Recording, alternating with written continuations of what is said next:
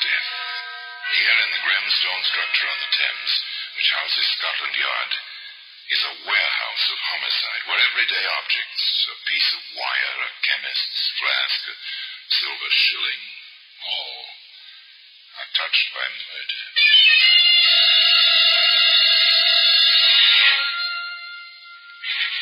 Here's a bathtub.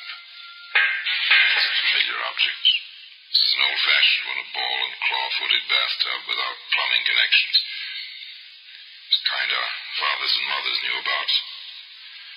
Into this they poured the Saturday night water by hand. Some liked it cool. Others liked it hot. There we are, dear. Is that hot enough? If you think so, darling. Oh, you're the sweetest. I wonder how I had the luck to marry you. Part of my job, dear. Taking care of you. And one day soon we shall have a tub with taps. One of the new ones. You'll see.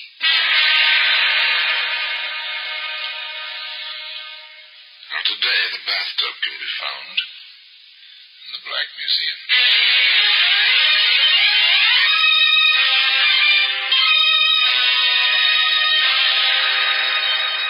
From the annals of the Criminal Investigation Department of the London Police, we bring you the dramatic stories of the crimes recorded by the objects in Scotland Yard's Gallery of Death, the Black Museum.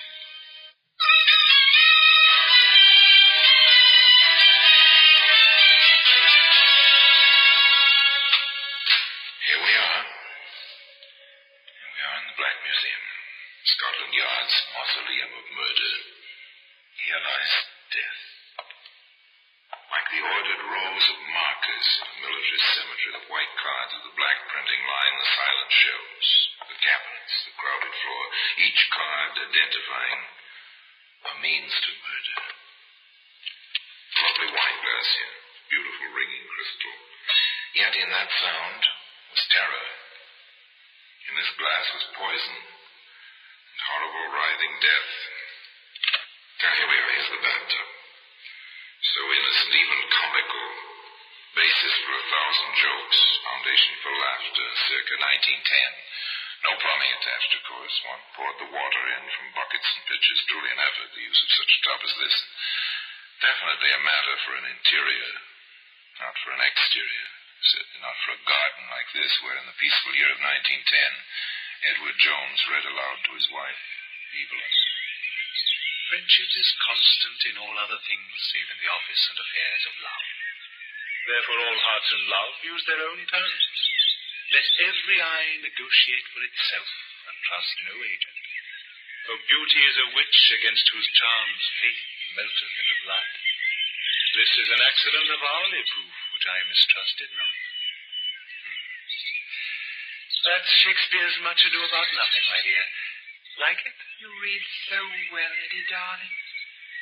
So well. I do like it here, Evelyn. I wish nothing ever interrupted us. But, as the bard said, the world is too much with us. You make that sound as if you were going off on another trip. Are you, darling? I'm afraid so. That case from Mr. Carter, the Ming Dynasty cherry water bottle, remember? I've heard of one up north. Oh, dear, I wish I could run an antique shop without these interminable trips. But I suppose there's nothing for it. Too bad. Poor Eddie, poor Evelyn, separated so often and for such long periods. But business is business, and a living must be made. Eddie bids his wife a fond farewell and proceeds on his way to a middle-sized city. There he walks the street, enjoying the sunshine and the crowd, when suddenly... Ed! Oh, Ed, darling. Oh, at last, after all these months. Oh, Ed. Wait, what? Anne. Oh, my darling. Oh, Eddie. Oh, it's been so long and no word. I thought you might be dead. Of course not, darling, like the bad penny. Why, I was hoping against hope I'd find you any minute. I went back to our place, but you're gone. A new landlady, no information. Oh, but what happened, darling? You never wrote, and I waited and waited. Yes, it was an accident, darling. Blow on the head. Amnesia. Only a few days ago, I came back to myself. Oh, Oh, my poor darling. No matter, darling Annie. We are back together. Once again, we are husband and wife. So that's the little game, is it?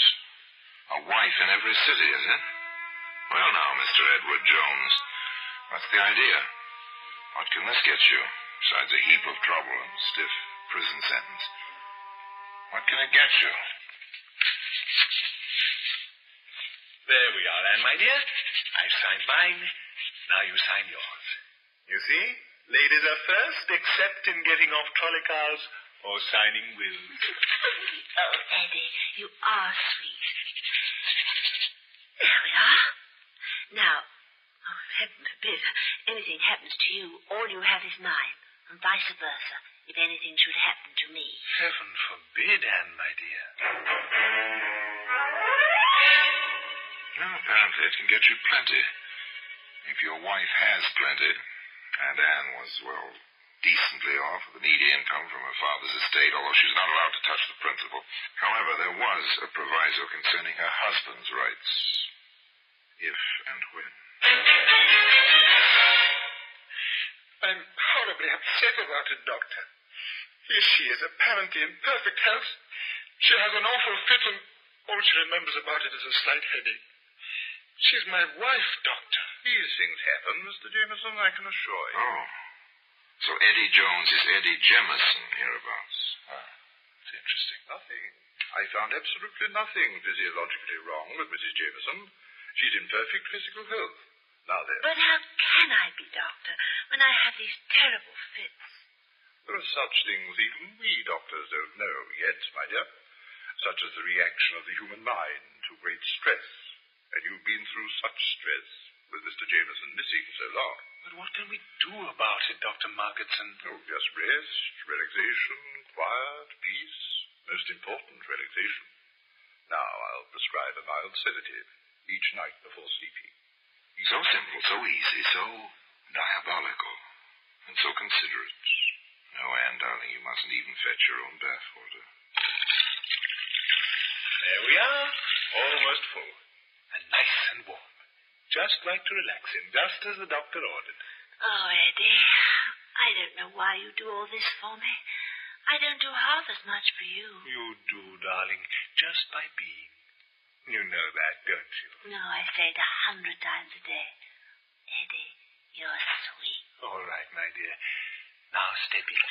I'll help you. Take care. The water may be hot, and the tub may be slippery. There we are, dear. That hot enough? If you think so, darling. Oh, you're the sweetest. Oh, I wonder how I had the luck to marry you. Part of my job, dear. Taking care of you. And one day soon we shall have a tub with taps. One of the new ones. You'll see. Ready to sit down, darling?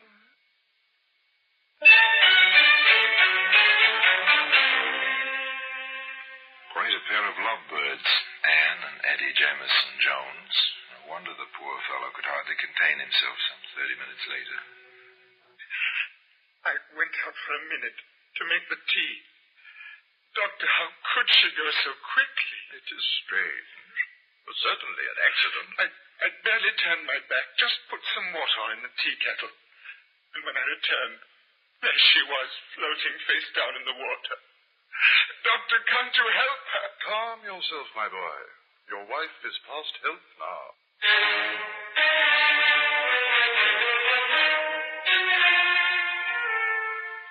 Such tragedy, such tears, and a will by which Eddie came into something over 800 pounds. In 1910, that was a fair amount of money. Enough for a man to live on with his wife for quite some time, while he read Shakespeare aloud in a quiet garden. Shall I compare thee to a summer's day? Thou art more lovely and more temperate. Rough winds do shake the darling buds of May, and summer's leaves have all too short a day. Evelyn, how you stand for me, all my absences. I hardly know. I suppose I love you, dear. You are nice. And you're a good provider. So until you come back, I'm always content to wait. Go on.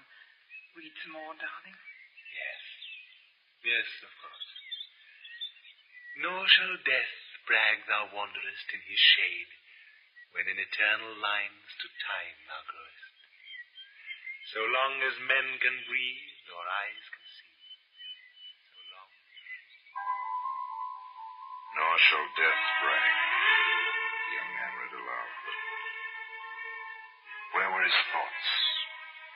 On his next trip? On the story he would invent? And which story? To which woman? His ever-faithful Evelyn? Or young Libby, whom he took to wife some 2 months later? So this is the bride, Mr. Jameson. This is Mrs. Jameson. Isn't she lovely? Oh, Eddie, stop it. We're only married a few hours, and you're embarrassing me already. My deepest apologies, darling. Are our quarters ready? Oh, they certainly are. I'll have my boy help you with the bags. It's not every night we have a bride and groom in this house, you know. No, not every night. This promised to be eventful indeed, particularly if you knew Eddie Jameson Jones. Oh, Mrs. Grundy. Yes, Mr. Jameson? I hate to bother you, but could we have enough hot water for a warm bath? My wife hasn't been well. Some kind of spell. Almost a fit. Took her to a doctor yesterday. Oh, dear. And so young she is. Nothing serious. Just needs relaxation. That's what the doctor said. She insisted on going through with the wedding, even though I thought it might be better to postpone it. So a good warm bath. Nothing quite so relaxing, is there? I'll set the fire going right away. You shall have all... Ah, yes. Aria da capo. Repeat the theme, this time with a variation. And the variation was a bag of tomatoes.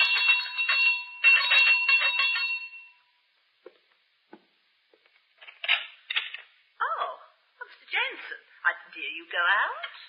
I just ran out while my wife was in the tub, picked up some tomatoes. Fried tomatoes are her favorite dish. And I thought, well, tonight of all nights, she ought to have them. If you don't mind fixing them, Mrs. Grundy. It'll be a pleasure, Mr. Jameson. I'll have them ready with your dinner, never fear.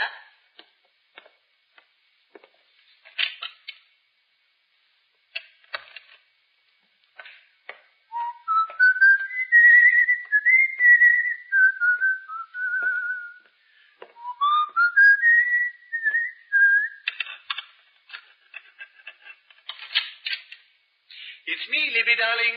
I'm back. Libby! Libby, are you there?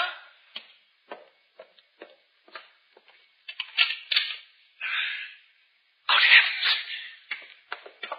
Mrs. Grundy, help! My wife! My wife is floating face down in the tub. She's dead! My wife is dead! And today, you can see that same bathtub in the Black Museum. Yes, the girl was dead, floating in the bathtub, face down, just as Anne before her. And Eddie, he was stricken, heartbroken as a bridegroom ought to be. My poor Libby. To die alone like that on her wedding night. So good, so sweet, so eager for life, and so in love with me. Even insured her life for me just before we married, as if she had a premonition almost. £750 insurance is a comfortable sum. Man and his wife can live in their garden quite decently with a sum like that for quite a few months in 1910. But it seems one can grow a trifle bored, even with a garden and Shakespeare.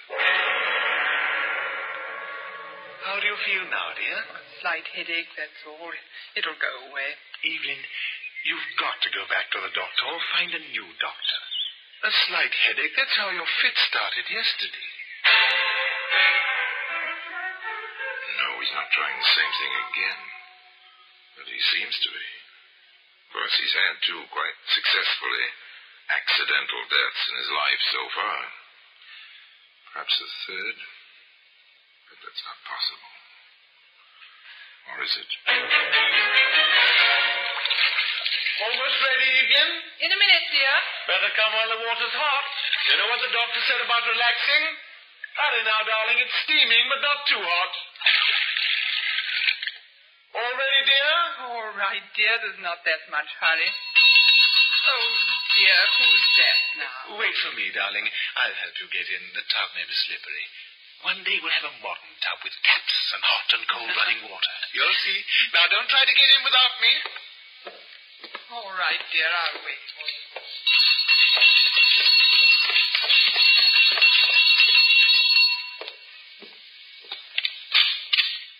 Yes? Are you Edward Jones? I am. We're police officers from Scotland Yard. We have a warrant for your arrest. The charge is murder. I must warn you that anything you say may be taken down in writing and used in evidence. Please come quietly.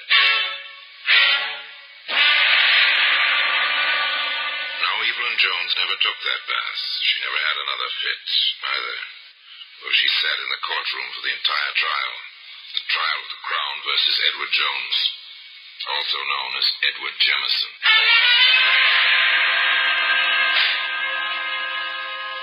May it please your lordship, gentlemen of the jury, this is a peculiar case.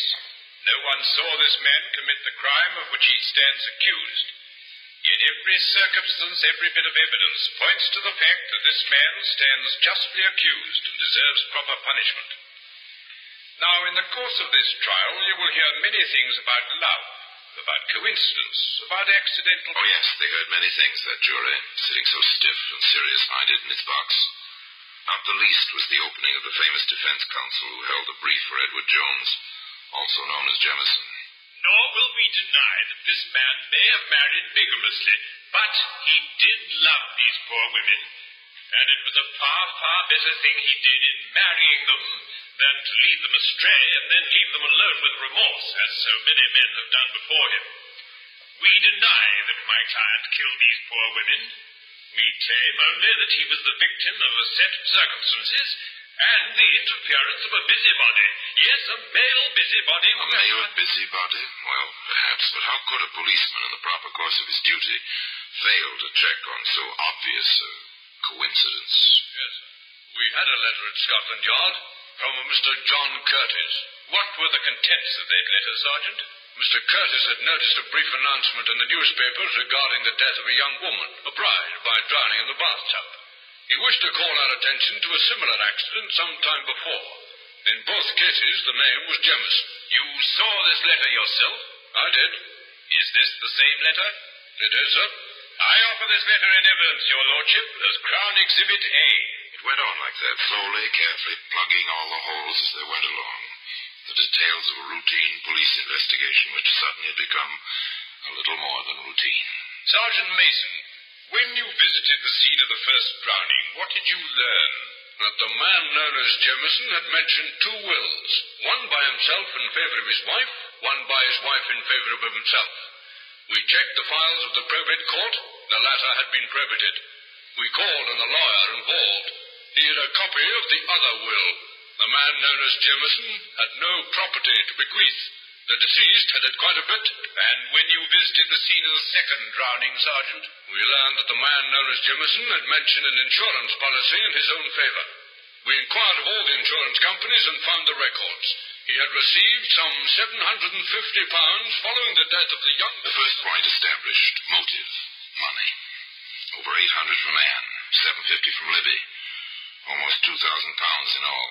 That's a substantial motive. Questioning of Sergeant Mason went on.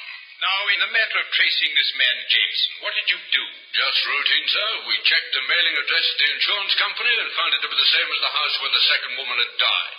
There, we discovered a forwarding address, a postal box. We covered that box. I watched it myself, sir. And when this man known as Jemison came to open it, I followed him. He went first to an antique shop, then to his home. Having located him, I made some quiet inquiries and learned that he was known as Edward Jones. Well, that evening, having communicated with Inspector Wilson at the yard and having received a proper warrant, we placed him under arrest. Very good, Sergeant. Now then, when you called upon Edward Jones, what did you find? The woman who claimed to be his proper wife was waiting upstairs, sir, for him to help her into a hot bath. One further question, Sergeant. Is the man you arrested in this courtroom now? Yes, sir. He's the prisoner in the dock, sir. Thank you, Sergeant. Thank you very much. Oh, they'd been very thorough, all right. They had almost everything. They called Dr. Margetson, for instance. Dr. Margetson, when you first saw Anne Jameson, what was her complaint? That she'd been having fits and not remembering them. Did she tell you this herself? No, her husband did. He was quite insistent on it. Did you find any symptoms of illness, sir? I examined the woman very thoroughly. I found nothing. But that situation is not uncommon in certain types of epilepsy. Now then, Doctor, when you were called to the house on the evening of June the 3rd last, what did you find? The woman I had examined was floating face down in the warm bath and quite dead. The husband was extremely hysterical. I treated him for shock. Did you sign this death certificate? Yes, that's my signature. What is certified as the cause of death? Accidental drowning. We offer this certificate in evidence as Crown... They had the landlady who knew Libby Jemison, too. She testified, simply. Oh, yes, sir. He moaned about the insurance policy. Cried all night, he did. Bit by bit, piece by piece, motive, opportunity, proof of death by drowning, medical evidence. But one great piece of the puzzle remained. As the distinguished counsel for the defense asked. Where, blood, is the proof that these two regrettable deaths were anything more than coincidental accidents? Where, blood, is the witness who saw my client hold these poor women under the water, or administer sedatives which caused them to faint in the water, or in any way contribute directly to their miserable death? There was no witness. But there was a Scotland Yard inspector with a demonstrable theory. If it please your lordship, 3 bathtubs have been entered in evidence as Crown Exhibits C, D, and E. Inspector Maurice Wilson of Scotland Yard has a theory which he wishes to demonstrate as a witness, and he requires the assistance of an expert. Millard... The inspector took the stand, was sworn in. Then, to the amusement of the spectators, a young lady in bathing dress, testified to as an expert swimmer, was introduced to the proceedings.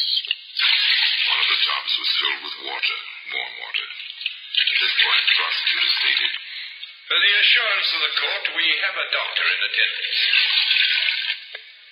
Now then, Inspector, if you please, you may leave the witness box and proceed with your demonstration. Thank you, sir. It is our considered theory that the murders were committed as follows. You will remember that in each case, the prisoner reported he found his wife floating face down. It is reasonable to assume that had the women fainted while sitting or lying in the tubs, they would have been found floating face up. With this in mind, it occurred to us that, with the prisoner's insistence on helping his wife into the tub, the procedure was something like this. May I, young lady? Of course, Inspector. Notice she is standing in the water. Now, prepare to sit down, please. Observe that she bends forward, grasps the side of the bathtub. I seize her ankles thus, and she falls forward on her face. Doctor, please, Inspector, get her out of that tub. The girl's unconscious. Get her out before her lungs fill and she drowns. Some hours later, the jury reported. We have reached a verdict, Millard. We find the prisoner guilty of willful and premeditated murder. Well, that same bathtub is where you'd expect to find it today. In the Black Museum. Eddie Jones, in spite of his common name, was an uncommon man. Some said he was quite mad. His own defense counsel stated later that when Eddie looked at him with his piercing stare, he felt as if the prisoner were trying to hypnotize him. This, of course, we'll never know. We can only wonder if those poor women were truly hypnotized by Eddie's eyes or merely by his charm and personality. In any case, one woman did not succumb to that charm for long. She was Eddie's real wife, the predecessor of Evelyn. This woman was swindled by Eddie, but found him out and sent him to prison for 2 years. Eddie swore to kill her. She fled to Canada when Eddie left prison that time. But she came back to England and was in the courts the day Eddie Jones was sentenced to hang. And now, until we meet next time, So we meet in the same place, and I tell you another story about the Black Museum. I remain, as always,